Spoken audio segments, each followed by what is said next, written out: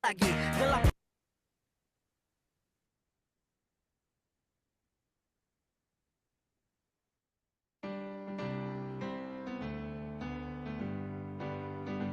Indonesia tanah airku, tanah tumpah darahku.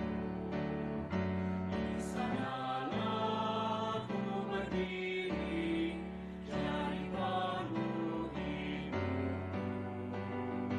Indonesia kebangsaanku, bangsa dan tanah airku. Marilah kita bersatu, Indonesia bersatu. Hiduplah tanahku, hiduplah negeriku, bangsaku, rakyatku semuanya. Bangunlah jiwanya, bangunlah badannya, untuk Indonesia Raya. Indonesia Raya, merdeka, merdeka, tanahku, negeriku yang ku cinta. Indonesia Raya, merdeka, merdeka, hiduplah Indonesia Raya. Indonesia Raya, merdeka, merdeka, tanahku, negeriku yang ku cinta. Indonesia Raya, merdeka, merdeka, hiduplah Indonesia Raya.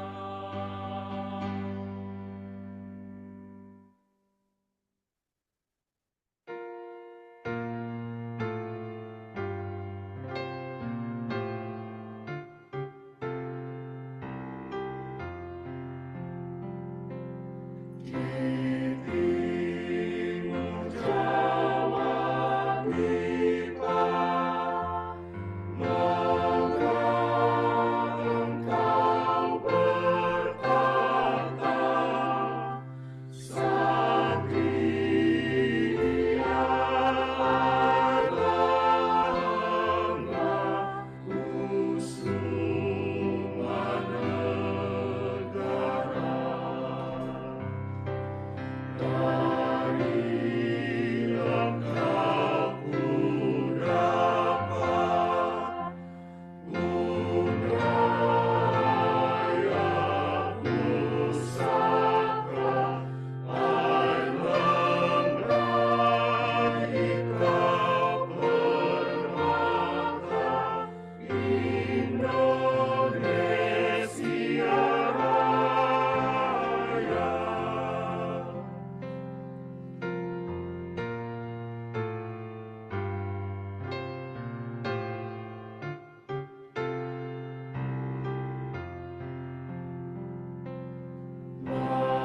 Bagimu alma mater, ku berjanji setia, bernama Bakti Suci, berjasa mulia.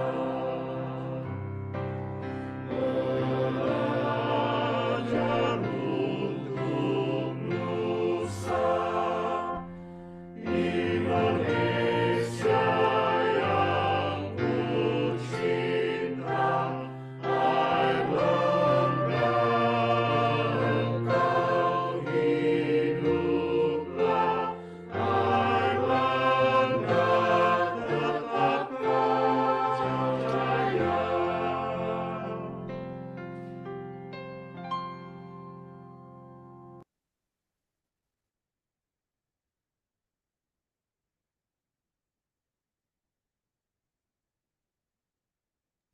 Terima kasih.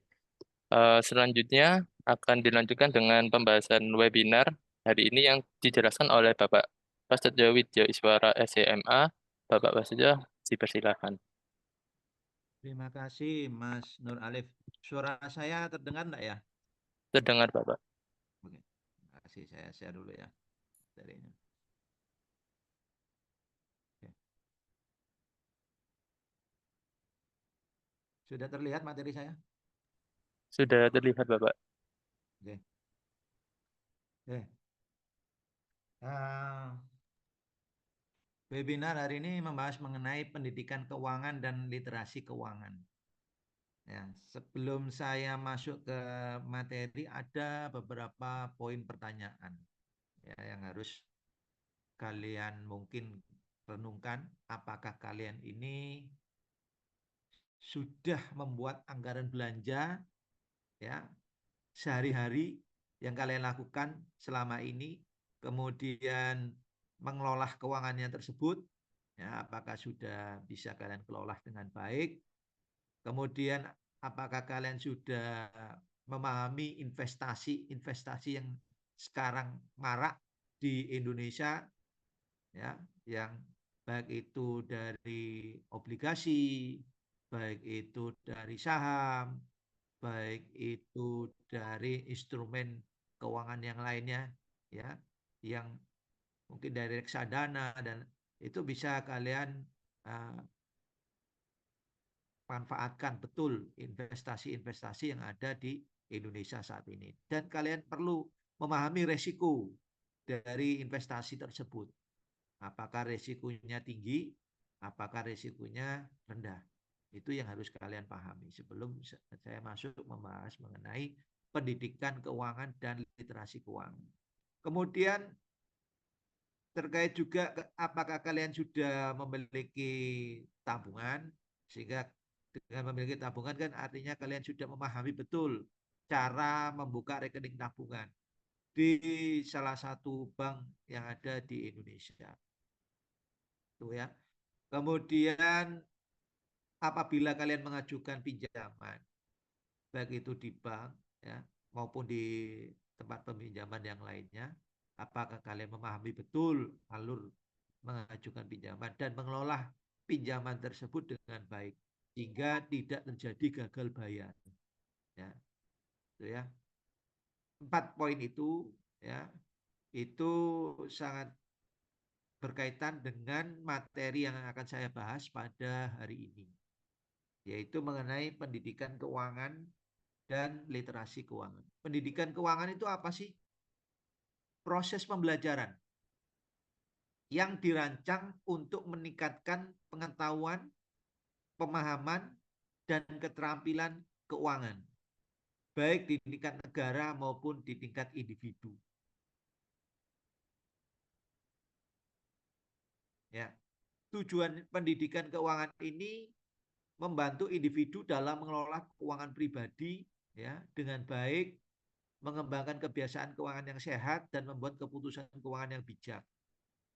Pendidikan keuangan ini ya diselenggarakan di pendidikan formal maupun non formal seperti kursus ya, itu bisa dilakukan di situ ya. Sedangkan literasi keuangan ini adalah pengetahuan, keterampilan, keyakinan, sikap dan perilaku seseorang tentang konsep mengelola dan mengambil keputusan dalam hal keuangan demi mencapai kemandirian di masa depan. Jadi untuk mencapai kesejahteraan, ya, kalian harus memahami literasi keuangan yang ada di Indonesia saat ini. Baik itu investasi yang marak, jangan sampai kena tipu, yang banyak masyarakat kita ya kena tipu dengan investasi bodong, dengan menggiur suku bunga yang cukup tinggi sehingga tertarik dengan adanya suku bunga tinggi, tingkat pengembalian cukup besar, namun beberapa hari kemudian uang investasinya hilang. Oleh karena itu perlu kalian memahami ya, meyakini dan sikap dari pengelolaan keuangan ini bagaimana sehingga kalian bisa mengambil keputusan apakah investasi yang diberikan uh, dari perusahaan ataupun dari bank ini uh, bisa membuat kalian ini mencapai kemandirian di masa depan sehingga kalian bisa dikatakan suatu saat nanti kalian itu uh, punya kebebasan finansial, ya. Jadi tidak bergantung pada keuangan dari orang tua. Jadi benar-benar kalian bisa mengelola keuangan kalian dengan baik, ya. Baik itu dari segi pendapatan yang kalian dapatkan maupun dari segi sumber pinjaman yang kalian dapatkan. Sehingga bisa kalian kelola dengan baik sehingga tidak terjadi gagal bayar maupun kena tipu oleh investasi bodong yang sekarang banyak marak di masyarakat saat ini. Ya, perlu memahami literasi keuangan. Kalau begitu, apa sih perbedaan antara pendidikan keuangan dan literasi keuangan? Ya, fokusnya pendidikan keuangan ini pada proses pembelajaran dan pengajaran. Ya, kalau kita berbicara pada proses pembelajaran dan pengajaran ini, yaitu biasanya yang terjadi adalah di pendidikan formal, yaitu sekolah. Ya, di sekolah ini biasanya kalau di SMA, itu didikan SMA, itu biasanya di mata kuliah yang berkaitan tentang keuangan.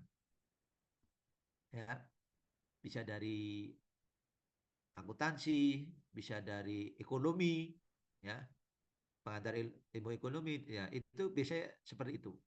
Itu ada informasi membahas mengenai keuangan. Atau juga dari program-program pelatihan keuangan, yaitu pendidikan yang non formal, itu bisa ada program-program pelatihan, ya, kursus, uh, misalkan kursus mengenai saham, itu ada, ya, mengenai ada kursus mengenai transaksi saham sehingga kalian mengenal betul manfaat transaksi saham dan resiko yang diterima ketika berinvestasi di pasar saham.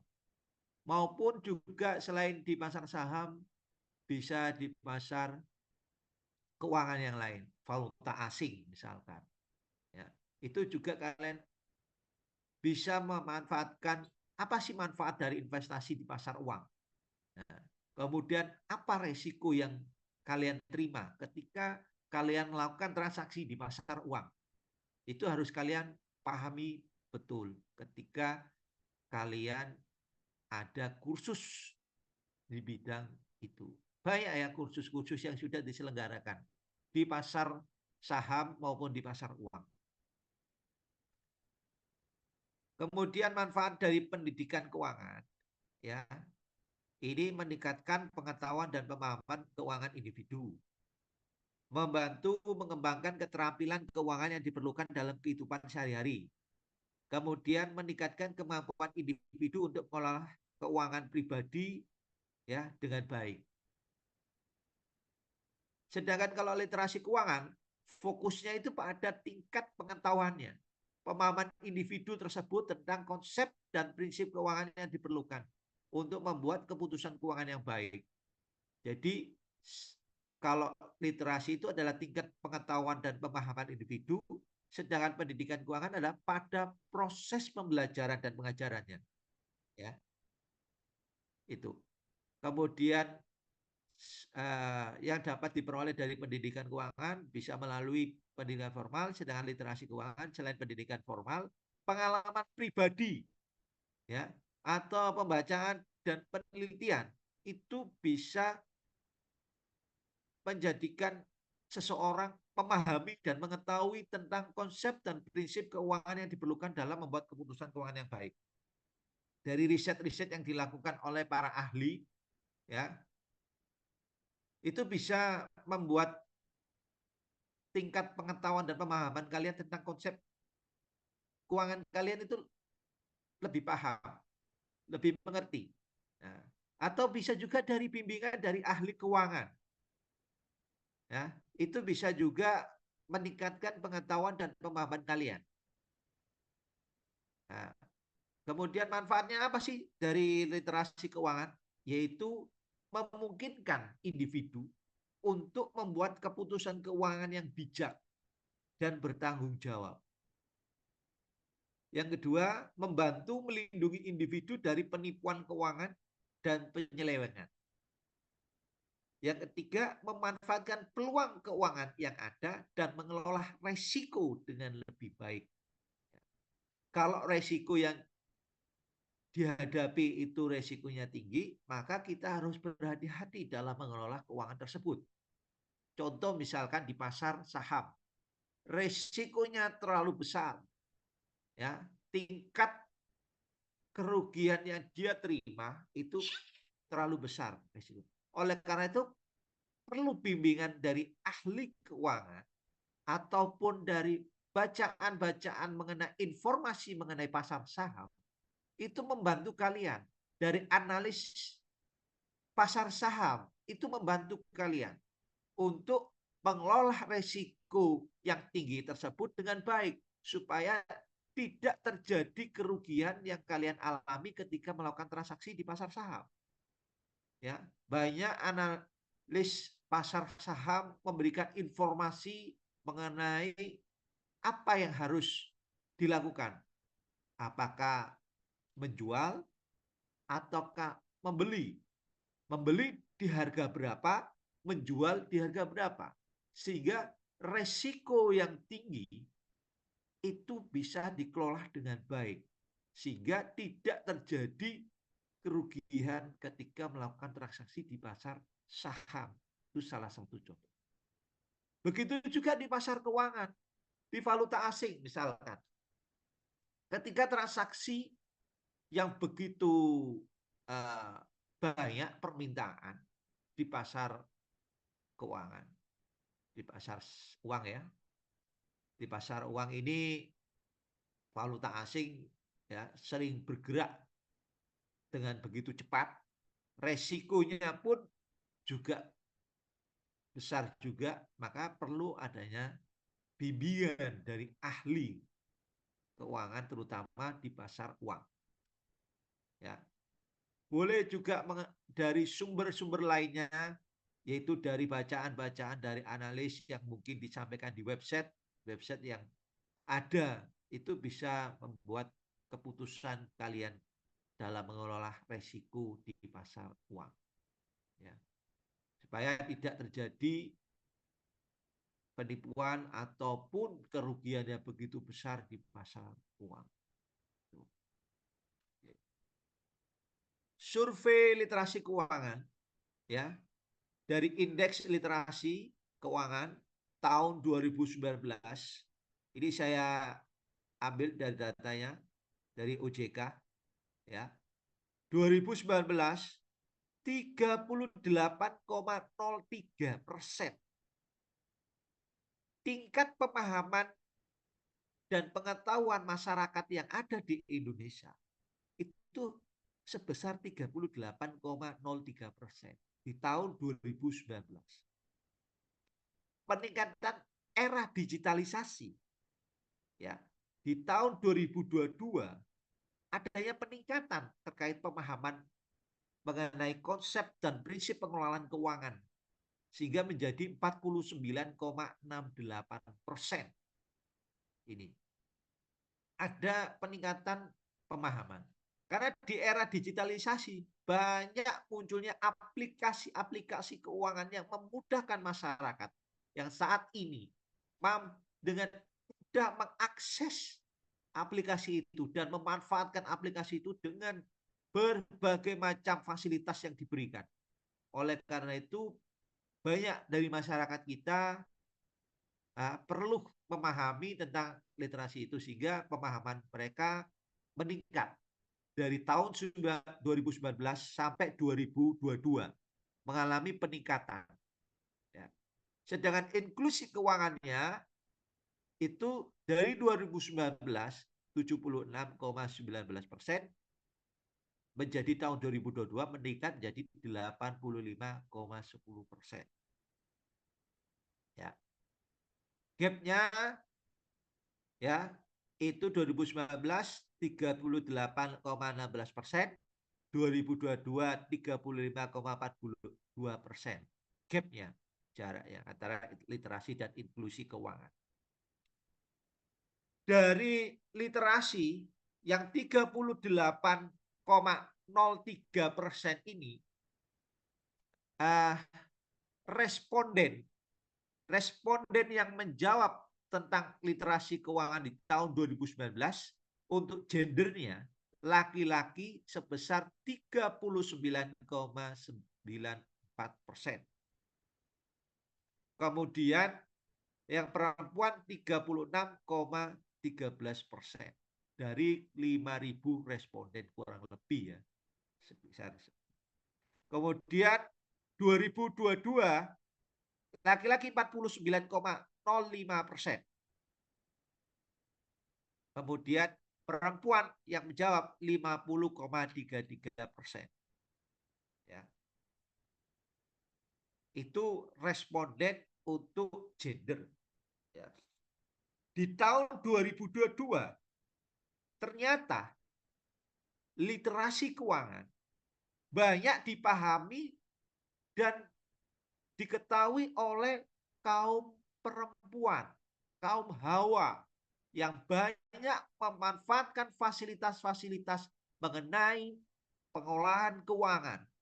Ya, itu banyak dari gender di tahun 2022. Padahal sebelumnya tahun 2019 laki-laki memahami betul tingkat pemahaman tentang literasi keuangan tersebut dibandingkan perempuan. Dengan era digitalisasi yang begitu meningkat pesat di Indonesia, kaum hawa mengungguli mengenai pemahaman dan pengetahuan mengenai literasi keuangan tersebut. Dan terbukti pada responden dia menjawab paling banyak yaitu sebesar 50,33% dibandingkan laki-laki 49,05%. Ya, tahun 2022. Sedangkan inklusinya ya masih di masih unggul laki-laki sebesar 77,24% tahun 2019 ya dibandingkan perempuan yang 75,15%. Sedangkan tahun 2022 86,28%, perempuannya 83,88%. Jadi inklusi keuangannya masih didominasi oleh laki-laki. Nah, tapi tingkat pengetahuan dan pemahamannya lebih banyak adalah perempuan. Oke. Kemudian dari perkotaan maupun desa, ya, berdasarkan kalau survei literasi yang dilakukan OJK berdasarkan wilayah kota maupun desa, ya, lebih banyak yang menjawab respondennya adalah perkotaan 41,41% di tahun 2019, kemudian tahun 2022 meningkat menjadi 50,52%. Kemudian jenis kelaminnya di perdesaan itu 2019 34,53%, di tahun 2022 48,43%. Ya. Artinya perkotaan ini ya sudah sudah mengetahui betul tentang literasi keuangan ini, ya, termasuk perdesaan. Karena di perdesaan ini banyak terjadi penipuan investasi bodong yang dilakukan oleh beberapa oknum memberikan bunga yang cukup menggiurkan, yaitu bunga yang tinggi, ya, tingkat pengembalian yang tinggi, sehingga orang mudah untuk melakukan investasi di tempatnya. Namun ketika dicek pengolahannya, maka ada beberapa hal yang jadi kendala, yaitu pembayaran dari bunga yang dia terima macet, ya. Sehingga ini perlu, karena pedesaan dibandingkan kota masih memahami tentang literasi, masih dikuasai pemahamannya di wilayah perkotaan. Pedesaan masih tertinggal jauh dari perkotaan. Namun dari survei adanya peningkatan ini perlu ya kita hargai, Pak. Maka pedesaan sudah mulai memahami literasi keuangan yang disajikan di Indonesia saat ini. Baik itu dari aplikasi, baik itu dari program-program dari beberapa perusahaan atau bank, menggiurkan investasi yang begitu besar bunga yang dia terima. Ya.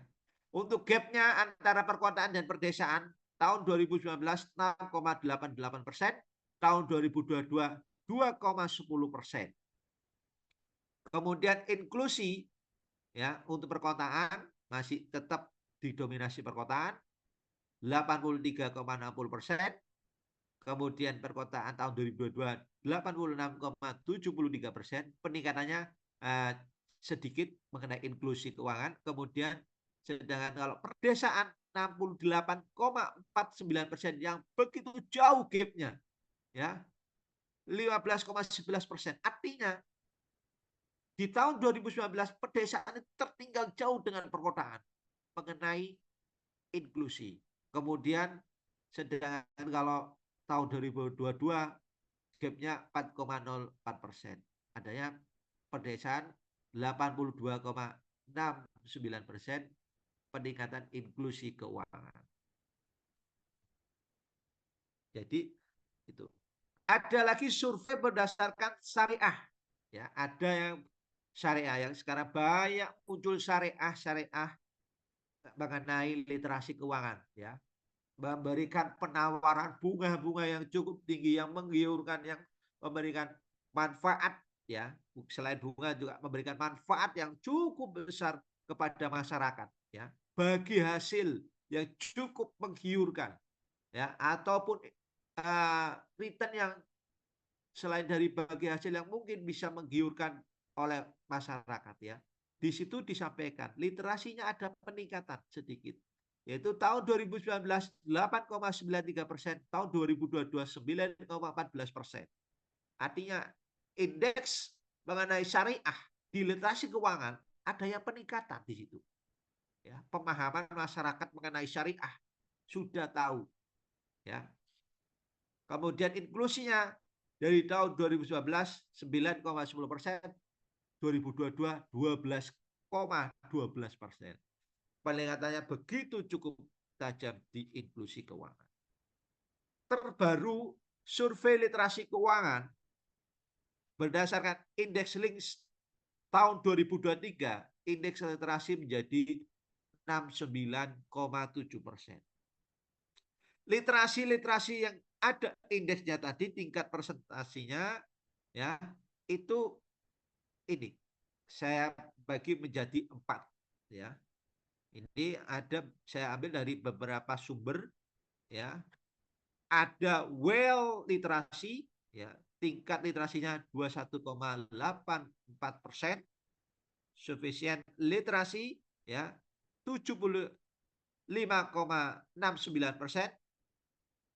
Kemudian tes literasi 2,06%, not literasi 0,41%. Ya. Kalau well literasi ini tingkat pemahaman masyarakat ya, baik itu pengetahuan dan keyakinan tentang lembaga jasa keuangan dan produk-produk jasa keuangan, baik itu meliputi fitur, manfaat, resiko, hak dan kewajiban, dan keterampilan dalam menggunakan produk dan jasa keuangan. Ya. Jadi cukup well, cukup bagus. Ya. Sufficient literasi ini pengetahuan dan keyakinan tentang lembaga keuangan serta produk jasa keuangan meliputi fitur, manfaat, resiko, hak, serta kewajiban dalam menggunakan produk dan jasa keuangan. Namun tidak terampil. Sufficient literasi itu masyarakat tidak memiliki keterampilan dalam menggunakan produk dan jasa keuangan di situ. tidak terampil. Tadi di tahun 2023 indeksnya adalah 69,7%, hampir mendekati literasi. Ya.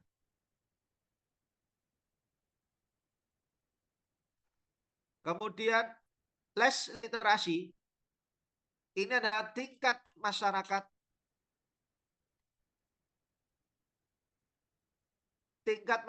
ini memiliki pengetahuan dan keyakinan tentang lembaga jasa keuangan serta produk jasa keuangan.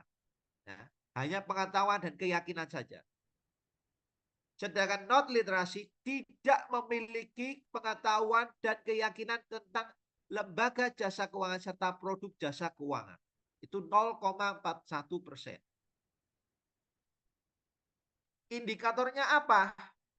Ada 2 indikator, tahap dasar dan tahap lanjutan. Kalau tahap dasar adalah pengetahuan mengenai matematika, tingkat suku bunga, inflasi, nilai waktu uang, dan tipuan nilai uang. Kemudian tahap lanjutan, ini adalah pengetahuan tentang pasar saham dan fungsinya, ada reksadana, tingkat bunga acuan, dan keterkaitan dengan obligasi, perusahaan pengolahan keuangan, pengetahuan risiko finansial, serta diversifikasi risikonya. Ini tahap indikator mengenai literasi keuangan tersebut. Kemudian berdasarkan penelitian yang dilakukan oleh seseorang mengkategorikan indikator itu menjadi 3. Financial knowledge, financial attitudes, dan financial behavior. Knowledge ini adalah pengetahuan, seputar pengetahuan mengenai terminologi keuangan, seperti tingkat suku bunga bank, kartu kredit, pasar saham, hingga berbagai layanan perbankan. Ini financial knowledge, terkait pengetahuan. Sedangkan attitudes ini mengukur minat dan keterkaitan dalam memperbaiki pengetahuan keuangan, merencanakan program keuangan pensiun, hingga menjalankan kebijakan pemerintah dalam pajak. Kemudian financial behavior itu berorientasi pada spending and saving. Jadi tabungan. Jadi mencatat dan menyimpan catatan keuangan pribadi serta mengolah utang dan kredit sesuai cash flow. Ya. Kemudian cara meningkatkan pendidikan keuangan dan literasi keuangan ada 5. Bisa kalian lakukan melalui program pendidikan keuangan di pendidikan formal atau sekolah atau perguruan tinggi, ya, yang kalian kalau di perguruan tinggi itu bisa masuk ke wilayah manajemen keuangan, ya, mungkin kalian sudah menerima di manajemen keuangan, itu bisa tentang pendidikan keuangan, ya. Kemudian pelatihan-pelatihan keuangan untuk masyarakat, ya, bisa diadakan pelatihan keuangan yang mungkin dari beberapa perusahaan melakukan pelatihan keuangan mengenai pasar saham, di bursa efek. Bursa efek itu juga akan mengadakan pelatihan-pelatihan mengenai pemahaman tentang pasar saham. Nah, atau mungkin di pasar uang, ya, itu bank-bank juga sudah mulai memberikan informasi mengenai pasar uang valuta asing dan lain. Itu bisa. Atau perusahaan-perusahaan yang lain memberikan transaksi mengenai jual beli emas. Itu sudah mulai, ya. Itu pelatihan-pelatihan yang diadakan untuk melakukan transaksi emas. Kemudian adalah sumber daya keuangan yang mudah diakses, ya. Kemudian ada bimbingan keuangan dari ahli, ya. Kemudian bisa penggunaan aplikasi dan perangkat lunak keuangan. Ini bisa kalian dapatkan untuk meningkatkan pendidikan dan literasi keuangan tersebut. Ya. Misalkan nih penggunaan aplikasi dan perangkat lunak keuangan itu bisa, ya, kalian lakukan. Misalkan kalau di pasar saham itu ada Dewan, ya, itu Dewan untuk penggunaan aplikasi perangkat lunak terkait pasar saham. Atau mungkin reksadana, ada beberapa aplikasi bisa lewat mobile banking dari Mandiri, bisa ada reksadana juga, ya. Kalau misal untuk yang bimbingan keuangan bisa dari ahli-ahli mengenai proses analisisnya, ya. Itu ada website juga memberikan informasi mengenai pasar saham maupun pasar uang. Oke. Literasi keuangan itu penting. Oleh karena itu memungkinkan ketika seseorang membuat keputusan yang bijak dan bertanggung jawab, melindungi individu dari penipuan keuangan dan memanfaatkan peluang keuangan yang ada dengan baik. Ya. Supaya apa? Menuju kemandirian di masa depan. Menuju kemandirian di masa depan adalah menuju kesejahteraan kalian. Bebas, usahakan bebas dari ketergantungan kalian dengan satu hal. Jadi kalian itu bisa mengerjakan uang tersebut ya tanpa kalian memberikan jerih payah. Jadi istilahnya mengolah keuangan dengan baik ya. Itu income yang kalian dapat bisa kalian kelola ya menjadi income yang pasif ya. Bisa kalian kelola keuangan uang itu misalkan lewat kalian membangun kos-kosan di wilayah sekitar kampus. Itu termasuk income yang kalian biarkan begitu saja, kalian akan terus mendapatkan income tersebut. Ya toh? Tambah kalian susah payah memberikan apa ya? Tenaga yang cukup. Sedangkan kalau income yang aktif, biasanya kalian perlu kerja keras, perlu bekerja di salah satu institusi, di bawah organisasi, ya. Itu perlu. Nah, makanya oleh karena itu menuju kemandirian di masa depan, menuju kesejahteraan kalian, kalian harus bisa mampu membuat anggaran belanja yang dengan baik, mengatur keuangan kalian sendiri, dan mampu mengelola investasi dengan baik, mampu menyisihkan uang untuk ditabung di buku tabungan yang mungkin kalian harus segera punya tabungan, dan mampu melunasi pinjaman jika kalian mengajukan pinjaman. Itu adalah kemandirian di masa depan. Ya.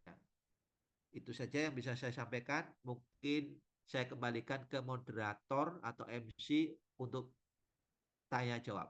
Silakan. Mungkin ada yang ingin ditanyakan. Misal ada yang ditanyakan langsung bisa lewat chat atau dinyalakan mic-nya juga.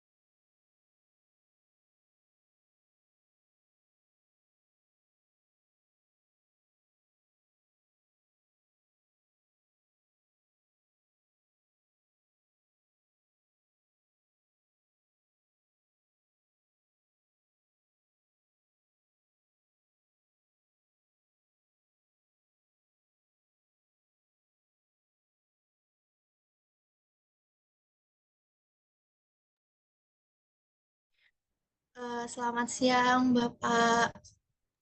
Selamat siang. Mohon izin mau bertanya, Bapak. Ya, Tadi saya melihat mengenai survei literasi keuangan. ya. Literasi di tahun 2019 itu mengalami pemerosotan, Pak. Mengalami penurunan dari tahun 2022. Lalu apa aja sih, Pak, langkah-langkah preventif yang bisa dilakukan agar tidak terjadi pemerosotan literasi keuangan, mengingat di tahun 2019 Indonesia berhasil mencapai angka berapa tadi, Pak? Maaf, di 38,3%, Ya, Pak. Seperti itu. Terima ya. kasih. Yang literasi tahun berapa, Mbak? Mbak Karin? Tahun berapa ya? 2019. Iya, Pak. Tahun 2019. 38,03 naik, Mbak Karin, ke 49,68% tahun 2022. Pemerosotan tidak ada. Kemudian tahun 2023 naik lagi menjadi 69,7%. Survei. Itu yang dilakukan. Kalau pemerosotan tidak ada, Mbak Karin.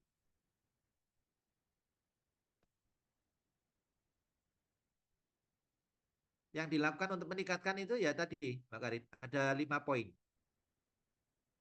Ini, Mbak. Yaitu memberikan program pendidikan keuangan di pendidikan formal, baik itu perguruan tinggi maupun di sekolah SMA. Nah, itu perlu. Mulai mengelola, menyisihkan uang dari uang jajannya dimasukkan dalam tabungan, ya itu perlu dimulai. Kemudian mulai aktif, misalkan melakukan sumber daya keuangan yang mudah bisa diakses, misalkan apa ya yang menjadi memudahkan dalam apakah reksadana kan, atau di pasar uang lewat obligasi dan lewat ya terserah, atau lewat valuta asing atau lewat pasar saham. Ini bisa kalian, yang penting sumber daya keuangan yang mudah diakses, ya. Kemudian aplikasi dan perangkat lunak yang bisa kamu pahami dan mengerti, itu bisa biasanya kan lewat dari salah satu perusahaan memberikan pelatihan tentang, misalkan nih saya pernah ikut di pelatihan Dewan, itu memberikan pelatihan mengenai bagaimana transaksi di pasar saham. Baik kalian bisa melakukan sebagai broker online maupun kalian bisa lewat manajer investasi di pasar saham. Itu bisa menggunakan aplikasi dari pelanggan keuangan. Bimbingan dari ahli bisa kalian akses, bisa lewat website, atau dengan kalau kalian kenal ahli atau dosen-dosen ya bisa kamu chat, Pak, ini saya mau beli saham ini, kira-kira recommended apa enggak? Kenapa direcommended, Pak? Alasannya apa? Terus kalau saya beli dengan berapa lot, Pak, yang saya beli misalkan di pasar saham. Pak, kalau misalnya melakukan transaksi untuk valuta asing, misalkan saya pilih pound sterling gimana, Pak? Apakah bagaimana perkembangan pound sterling di pasar uang? Atau dolar, Pak, yang sekarang semuanya serba pakai mata uang dolar. Atau mungkin lewat mata uang yang lainnya. Itu yang jadi kalian bimbingan kepada ahli di bidang keuangan tersebut. Kenapa kalian melakukan transaksi itu? Apa perlu, Pak, saya melakukan hedging? Ketika saya untuk melunasi hutang-hutang saya lewat valuta asing, apa perlu saya melakukan hedging, perlindungan nilai dengan kondisi yang seperti saat ini, Pak? Nah, itu perlu, karena perlu bimbingan terkait keuangan. Untuk apa?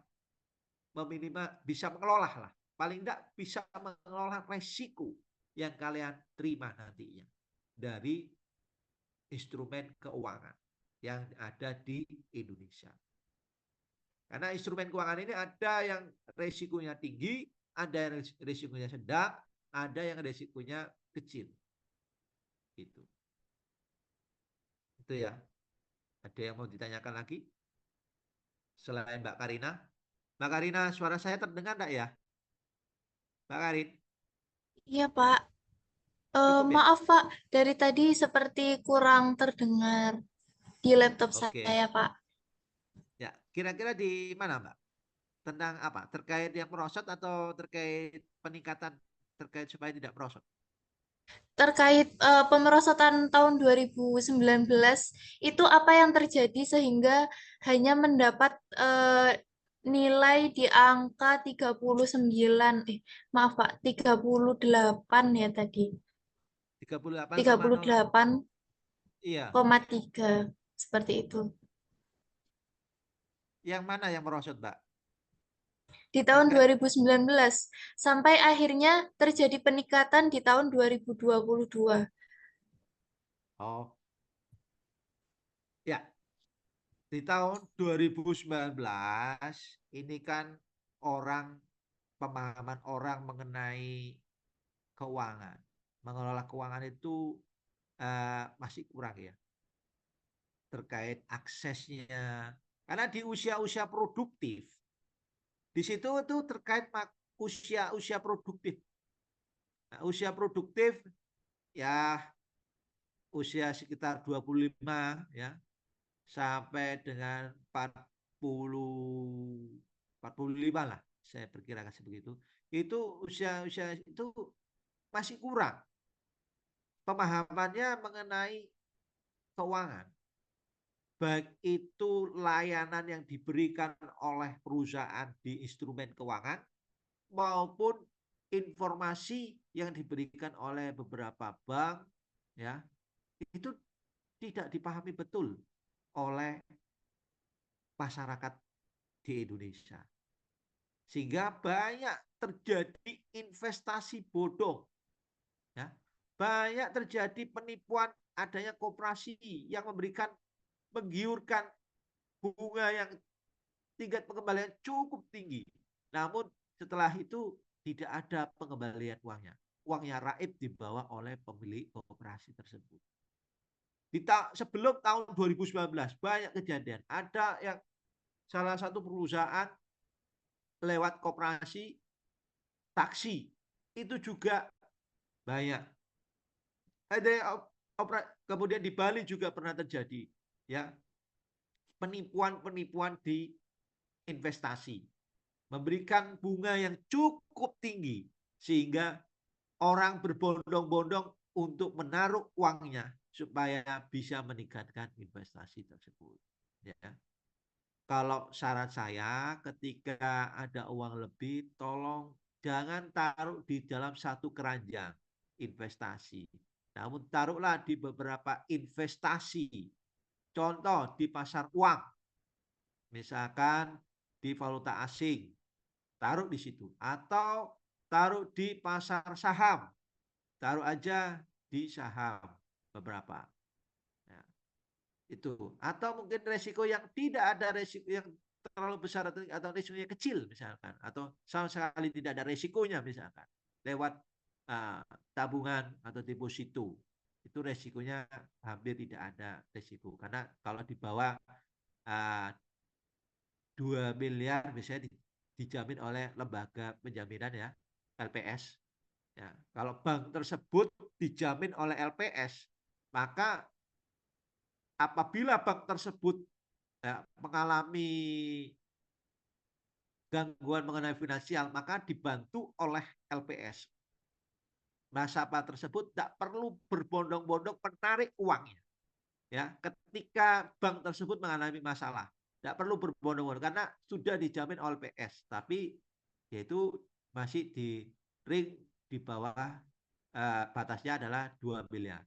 Itu kalau di atas 2 miliar maka LPS tidak memberikan jaminan. Kalau di bawah, masih di bawah 2 miliar masih dijamin oleh lembaga penjamin, ya, simpanan. Karena tidak perlu berbondong-bondong menarik uangnya karena sudah dijamin oleh LPS. Itu. Maka di situ perlu adanya pemahaman, ya. Pemahaman tentang layanan keuangan. Makanya itu bisa dari ahli yang saya sampaikan di sini di poin 4, bimbingan ahli itu bisa dilakukan, atau terkait pelatihan keuangan supaya di awal-awal itu tidak terjadi penipuan. Sehingga perlu adanya pelatihan keuangan di pasar saham, pasar uang, dan lain sebagainya. Itu perlu dan sangat diperlukan supaya masyarakat memahami betul tentang program yang diberikan oleh perusahaan maupun bank-bank yang memberikan programnya, ya, dengan tingkat suku bunga yang tinggi, suku bunga acuannya, kemudian layanan kredit, ya, dan lain sebagainya. Seperti tadi yang saya sampaikan, indikator-indikator, ada beberapa indikator yang jadi acuan, ya, ada seperti kartu kredit, ya, tingkat suku bunga bank, layanan perbankan, pengelolaan keuangan, perencanaan keuangan, program pensiun, ya. Ada beberapa yang jadi juga asuransi yang mungkin, ya, asuransi yang beberapa tahun yang lalu, ya, jadi sorotan, ya, karena asuransinya mengalami kebangkrutan. Jadi ini yang jadi harus benar-benar dipertimbangkan betul tentang pengetahuan masyarakat tentang instrumen keuangan. Maka perlunya yang dilakukan adalah 5 poin ini. ya. Bisa mengikuti program pendidikan, pelatihan, dan sumber daya keuangan yang bisa diakses, bimbingan keuangan dari ahli, dan penggunaan aplikasi dari perangkat lunak keuangan. Suara saya terdengar ya, Mbak Karin? Terdengar, Karin? Pak. Ya, Iya, oke. terdengar, Pak. Cukup menjawab, Mbak Karin? Cukup, Pak. Cukup menjawab. Terima kasih. Oke, ada yang mau ditanyakan lagi mungkin dari chat? Oke, ada lagi?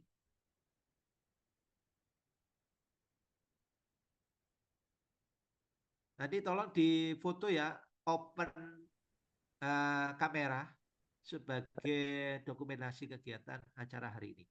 Oh, baik, Bapak. Mungkin ada yang ingin ditanyakan lagi dari teman-teman. Oh ya, Pak. Saya izin bertanya, Bapak. Mungkin eh, ada rekomendasi nih, Bapak, untuk aplikasi buat saham. Nah, di aplikasi kayak Play Store kan banyak. Ada ya Bibit, Stockbit, dan lain-lain. Nah, mungkin dari Pak Parasnya sendiri ada rekomendasi untuk nabung saham. Untuk aplikasi gitu, Bapak. Ya. Ah, Kalian untuk investasi di pasar saham bisa dilakukan di reksadana juga bisa. Ambil saja instrumen di pasar saham. Namun kalau saya sarankan reksadana itu kalau bisa jangan pasar saham aja, pasar uang juga kalian taruh di Oh, reksadana. Ya, kalau saran saya seperti itu. Sekarang banyak mobile banking mandiri contoh, itu sudah memberikan tawaran, ya, pembelian suku bunga obligasi itu sudah diberikan tawaran berapa persen kuponnya, ya, bunga obligasi. Kemudian ada menawarkan mengenai pasar saham di reksadananya. Itu bisa. Kalau obligasi itu pendapatan tetap. Ya, nanti yang kalian terima adalah pendapatan tetap selama per bulan, selama kontrak obligasinya berapa tahun jatuhnya. Ya. Kemudian juga terkait aplikasi-aplikasi yang ada di Play Store itu bisa saja kalian gunakan, ya, asal kalian baca dengan teliti rule yang diberikan oleh aplikasi tersebut. Jangan sampai data pribadi kalian terakses oleh orang lain yang mungkin bisa dimanfaatkan karena banyak akses yang mereka lakukan, ya. Oleh karena itu tolong benar-benar dijaga, kalian baca betul rule yang kalian uh, pilih ketika aplikasi itu yang digunakan. Ya, kalau saya dulu pakai Dewan itu pakai pasar saham, ya, itu sekarang BRI, jadi berubah jadi BRI yang menanganinya. Oleh karena itu bisa kalian gunakan itu, ya. Tuh. Ada yang mau ditanyakan lagi? Cukup, Mas Alif? Silakan memilih aplikasi di Play Store, tapi rule-nya dibaca dengan baik. Suara saya terdengar ya? terdengar, Rule-nya Bapak. dibaca dengan baik supaya data pribadi jangan sampai keluar, itu yang utama. Kemudian supaya tidak terjadi penipuan, ya, karena prosesnya ketika kalian melakukan transaksi berapa kena fee-nya, transaksi jual berapa persen, transaksi beli berapa persen fee-nya, itu harus diperhatikan betul, ya. Itu rule, aturan yang diterapkan oleh perusahaan aplikasi tersebut. Ketika jual berapa fee-nya, ketika beli berapa fee-nya untuk proses transaksi saham, ya. Kemudian pencairan dananya, jangan sampai ketika kamu sudah jual, pencairan dananya sulit untuk dicairkan. Tapi ketika proses beli mudah dilakukan. Ini jadi pertanyaan.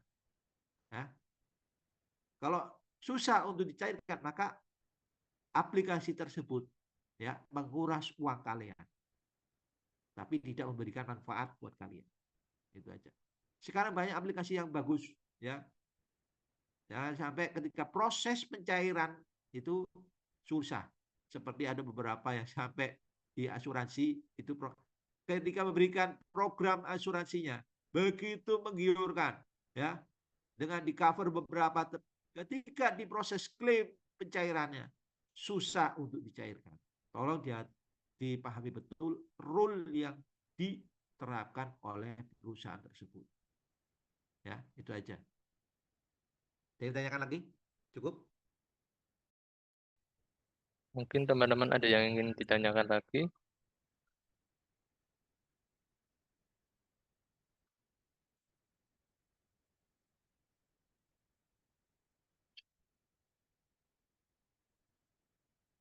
Kalau ini selesai sampai jam 10.30 ya? Oh, ya. Baik, Bapak. Ya, Eh, itu bisa open kamera aja dulu, di foto dulu sambil menunggu kalau ya, memang ada yang mau ditanyakan, silakan ditanyakan. Open kamera aja. ya. Mungkin Sambil bisa udah on cerita cam dia semua. dia biar untuk difoto.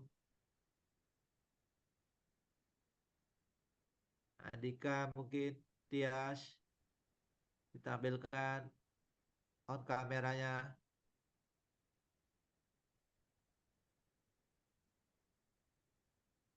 Dia itu Kofifa, Ardilia itu tolong ditampilkan. Nurul. Jangan lupa absensi ya untuk Ya. absen itu penting buat saya. Penting buat saya untuk kalian juga. Penting buat kalian juga. Tolong diperhatikan juga ya.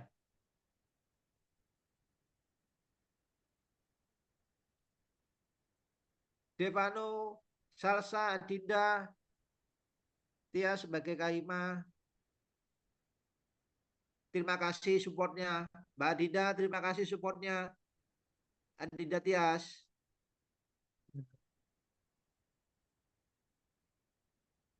Mbak Dinda Tias, terima kasih supportnya dari Hima.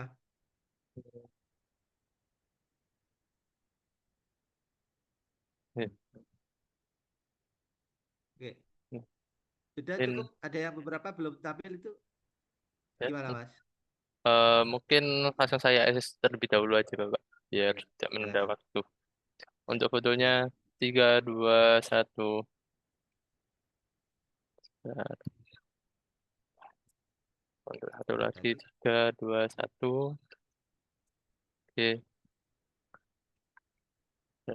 Cukup? Untuk fotonya sudah, Bapak. Mungkin jangan lupa mengisi absensi yang telah saya kasih di kolom chat. Ya. Apakah langsung ditutup, Bapak, atau gimana? Oh, silakan kalau udah tidak ada yang ditanyakan, Baik. bisa di close.